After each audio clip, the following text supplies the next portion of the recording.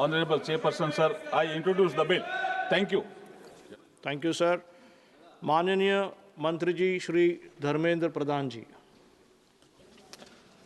Chairman sir, with your kind permission, I rise to move for the leave to introduce a bill to enable and empower the universities and other higher education institutions to achieve excellence in teaching, learning, research and innovation through coordination and determination of standards in institutions for higher education, research and scientific and technical institutions, and for that purpose to constitute a Viksit Bharat Shiksha Adhishthan to facilitate universities and other higher educational institutions to become independent, self-governing institutions and to promote excellence through a robust and transparent system of accreditation and autonomy, and for matters of connected therewith or incidental thereto.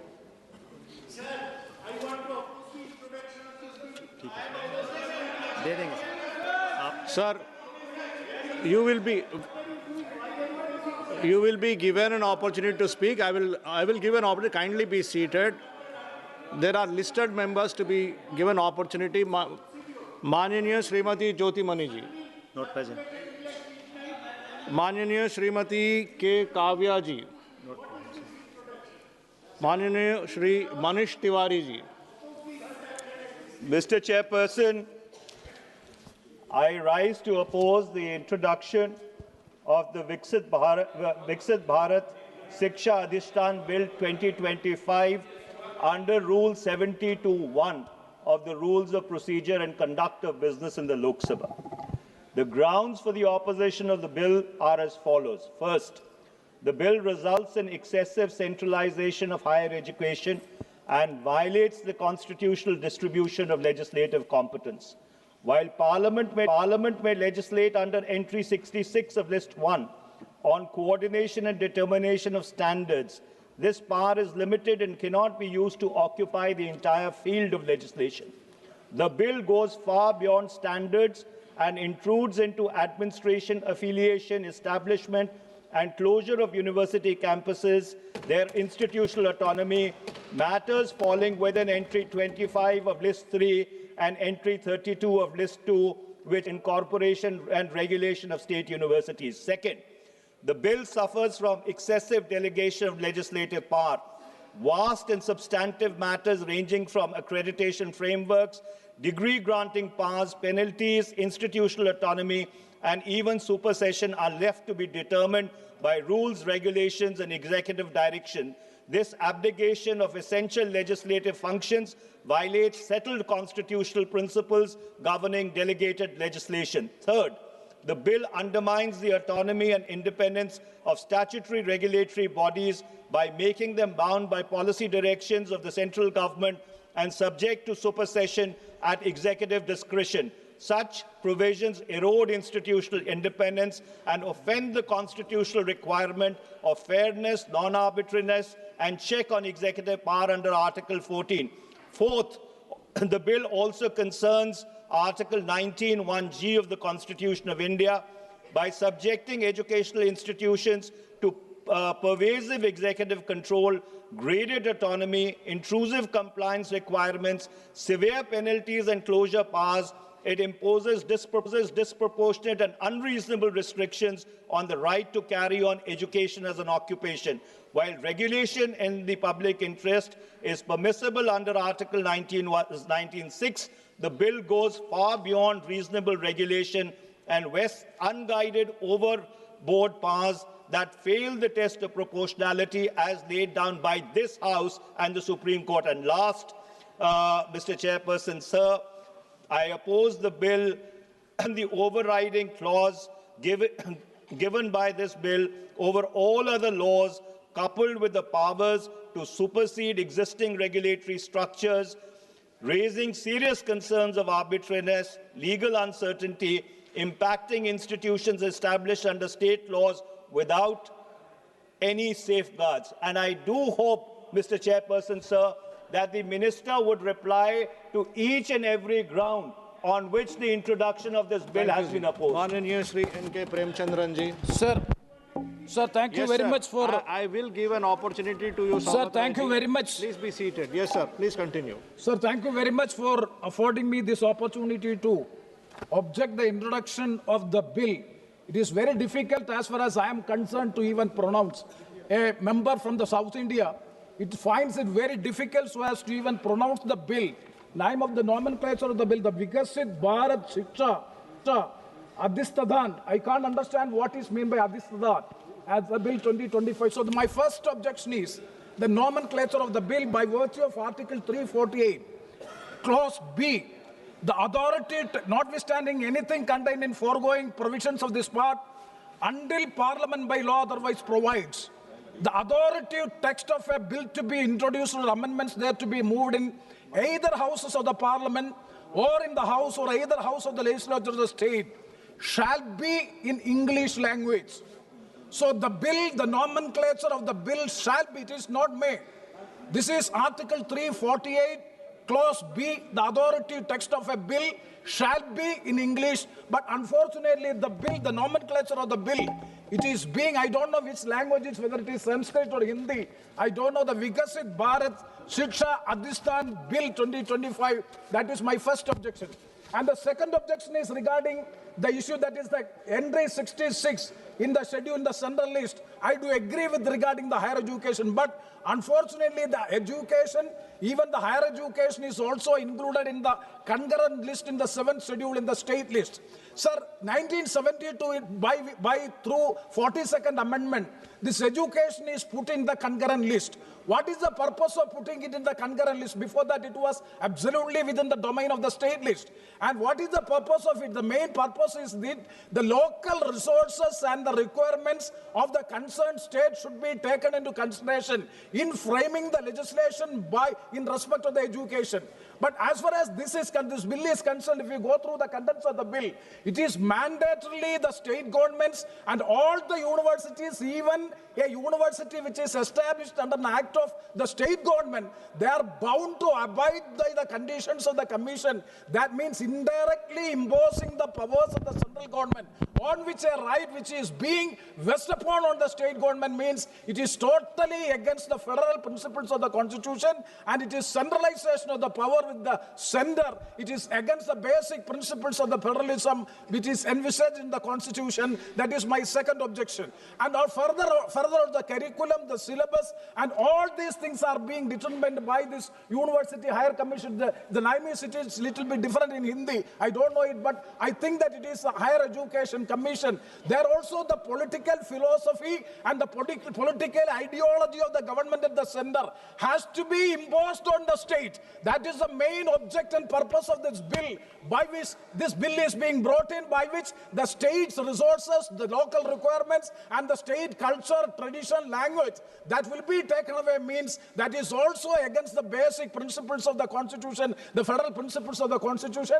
And also I fully agree with the objections already raised by Mr. Manish Tiwari ji. Along with that objection, and also the bill is not being circulated in proper time, and it is being bulldozing in the House without having proper agenda in the list of business. That also I do object with this objection.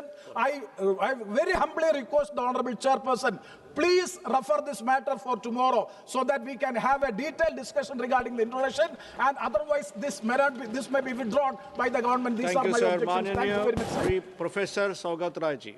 Sir, already Mr. Manish Tiwari, Honourable Member, and Honourable Mr. Premchandran has opposed the introduction of the bill. But I first point out to the ineptness of the Ministry of Parliamentary Affairs. We got a copy of the bill late last night. Today in the list of business, the introduction of the bill was not mentioned. The supplementary list of business was circulated at 1 o'clock this afternoon. Now, is this the way the Parliamentary Affairs Ministry functions, where they do not even give us a chance to prepare for opposing the introduction? The main points opposing the introduction has been mentioned by Honourable Members Manish Tiwari and Mr. Premchandran. Sir, the Viksit Bharat Shiksha Adhishthan Bill 2025 is an effort to centralize power in the central government's hand with regard to educational matters. Earlier, there was a UGC, University Grants Commission, which decided on allocating funds for educational institutions, both universities and colleges. Now, that is being taken over and subsumed into the Viksit Bharat Shiksha Adhishthan bill. I do admit that under Article 66, the centre has the power to legislate on the educational matters, though it is in the concurrent list. Entry subject 25 is subject to entries 63, 66 of list 1. So Parliament cannot assume comprehensive control over state universities. We have so many state universities in West Bengal. The Parliament will have total power over this.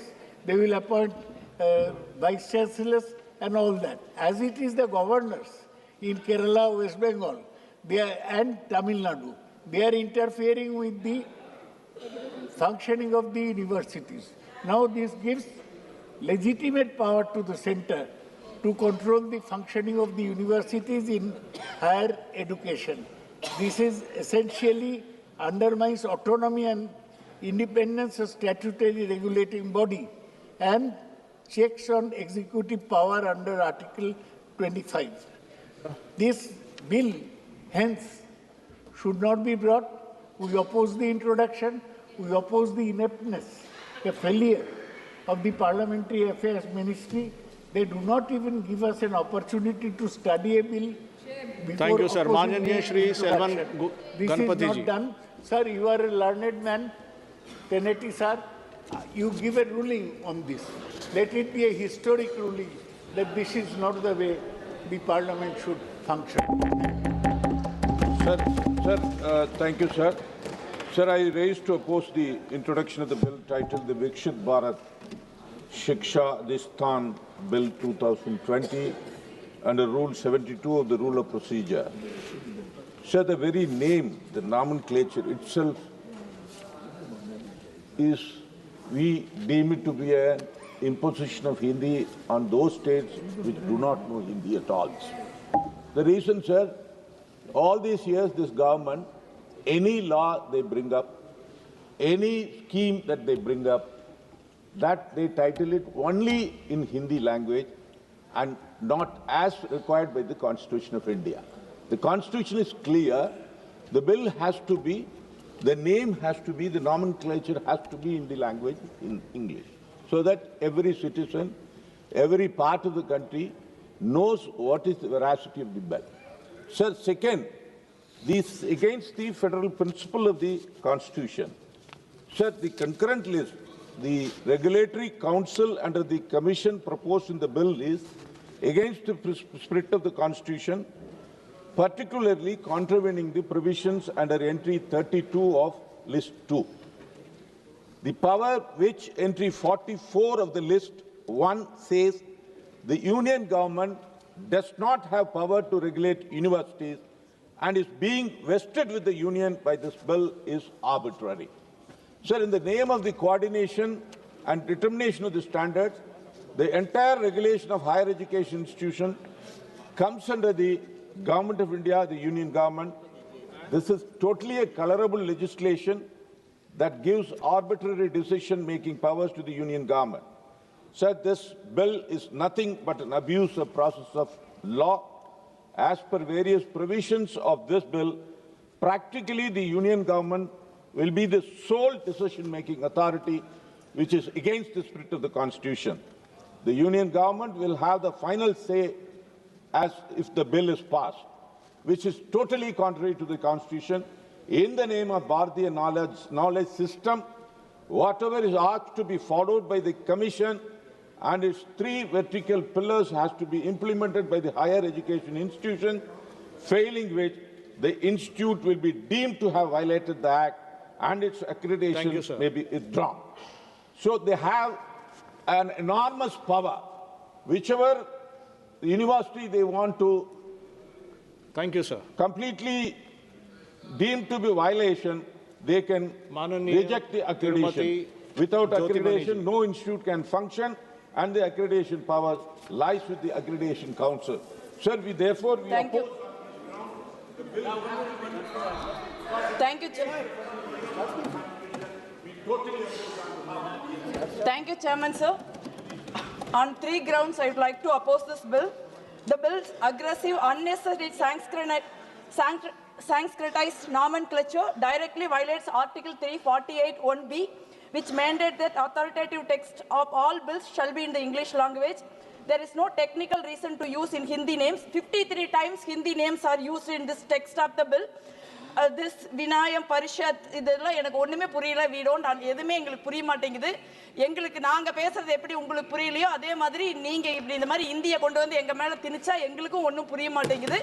So அதனால வந்து it should be in English so that whichever the state wanted to understand the language, that language has to be allowed in this bill. This sees I see this as a kind of Hindi imposition. Already Tamil Nadu been actually deprived of Samashkrit SSA funds just because of we are not agreeing to the 3-language policy in the new education policy. This is another way of imposing Hindi on state like Tamil Nadu, which is very successful in 12-language system. Second thing, this is an attack on the federal structure. This bill moves forward despite the parliamentary standing committees on education explicit finding that the bill maintains a union government heavy composition and insufficient state representation. Sir, actually, given that state public universities and their affiliated colleges educate over 81% of India's total students enrollment and govern a network of over 46,000 affiliated institutions nationwide. This policy-making body's composition must reflect the immense scale and responsibility held by the state education sector. Then executive overreach and undermining autonomy. The proposal moves decisively away from the independent regulation. Provisions granting the union government overriding power over the commission represent a clear attempt at executive outreach, fundamentally violating the doctrine of separation of powers by subordinating a key regulatory body of the executive. Clause 11(4) clearly states that regulatory council needs the prior approval of central government to provide or revoke authorization of higher educational institution, the authority to grant degrees. On this ground, I oppose the introduction of the bill. Thank you, sir. Thank you, ma'am. प्रश्न ये है कि विधेयक को पुनः स्थापित करने का अनुमति प्रदान की जाए। जो सदस्य इसके पक्ष में हाँ है हाँ, जो सदस्य इसके विरोध में है वो ना कहें। मेरे विचार में निर्णय हाँ वालों के पक्ष में हुआ, हाँ वालों के पक्ष में हुआ। माननीय मंत्री जी विधेयक को पुनः स्थापित करें। Sir, I introduce the bill and propose that this should go to. Sir, 1 second, sir. 1 second. I introduce the bill, sir. माननीय मंत्री जी किरण रिजिजू जी। During the meeting in the Business Advisory Committee, many honorable members have requested that this is an extensive bill and we need further deliberation on this bill. So government hereby proposed to send it to joint parliamentary committee and we authorize the Honorable Speaker to constitute the JPC in consultation with the other house and also with various political parties. Matter is placed. माननीय मंत्री जी item number 14C माननीय मंत्री doctor Jitendra Singh ji.